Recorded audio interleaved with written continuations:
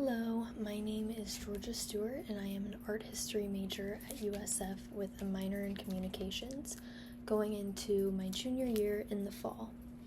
And the music video that I chose is Dancing in the Courthouse by Dominic Fike, released in 2023. And I felt like this song strongly related to Global Goal 16 through its lyrical themes of injustice and generational cycles of injustice.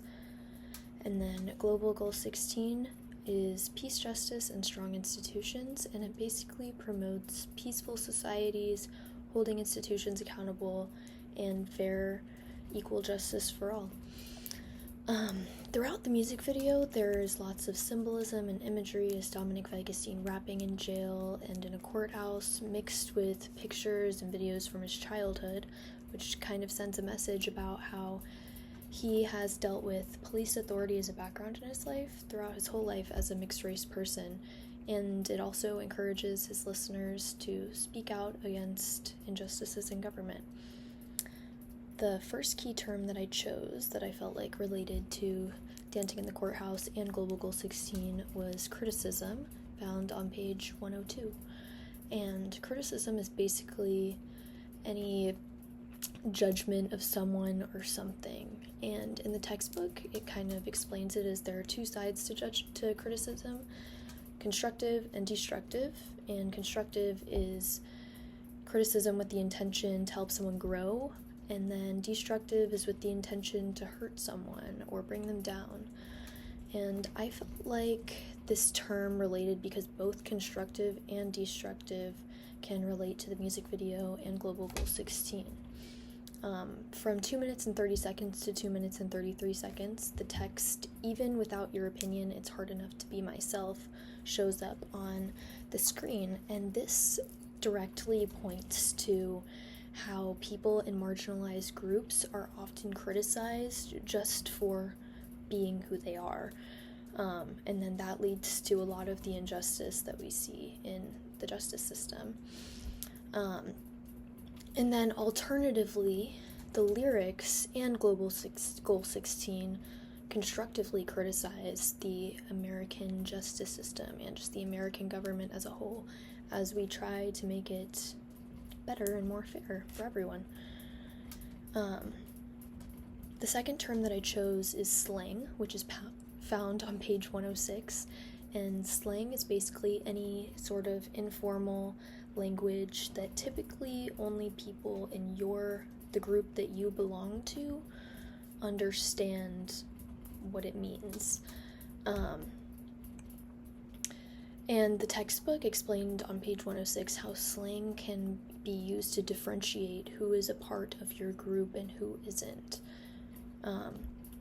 I chose slang because I feel like it directly relates to, or more indirectly relates to, Global Goal 16, in the sense that Global Goal 16 promotes giving a voice to everyone, especially those who have historically been marginalized or have experienced injustices or lack of voice, and recognizing slang as a legitimate form of communication honors linguistic diversity and social inclusion. And then throughout Dancing in the Courthouse, Fike uses informal conversational lyrics that actually sound like how people in working class or commonly marginalized groups sound, to raise his message about speaking out against the justice system.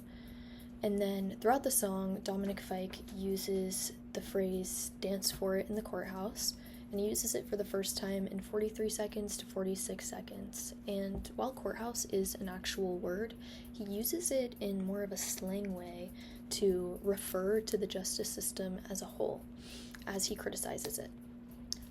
The final term that I chose is symmetry, which can be found on page 126, but in a more metaphorical sense.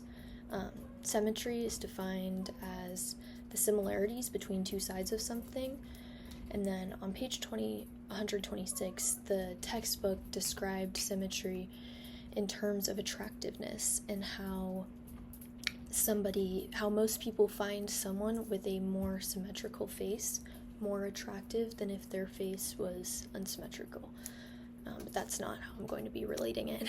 I found this term to be closely related because Global Goal 16 promotes a more equal, fair justice system, and that can look like symmetry in a lot of ways, like how power should be more evenly distributed.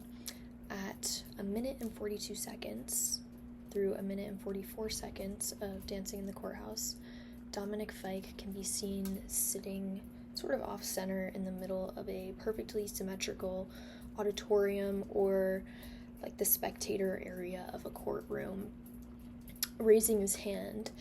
And this symmetry is like supposed to give a vibe of a formal area with order and structure, but instead of that feeling fair, it gives more of a cold, performative vibe.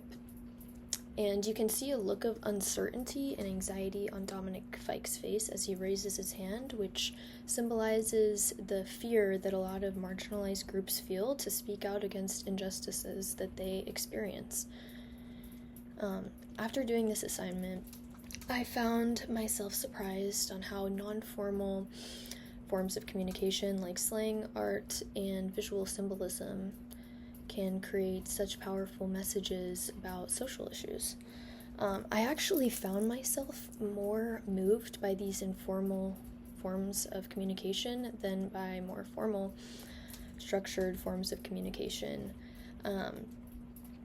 And this assignment also helped me see that the media isn't just for entertainment and for fun, but it also is a really powerful tool in raising issues about injustices. And I also was really surprised about how much went over my head the first time I watched the music video, and after analyzing and picking through all of the different scenes in the music video, I realized how many hidden messages there were in the music video, and this really has inspired me and inclined me to look for those messages in more of the media that I consume, because a lot of it went over my head. And that's all. Thank you for watching.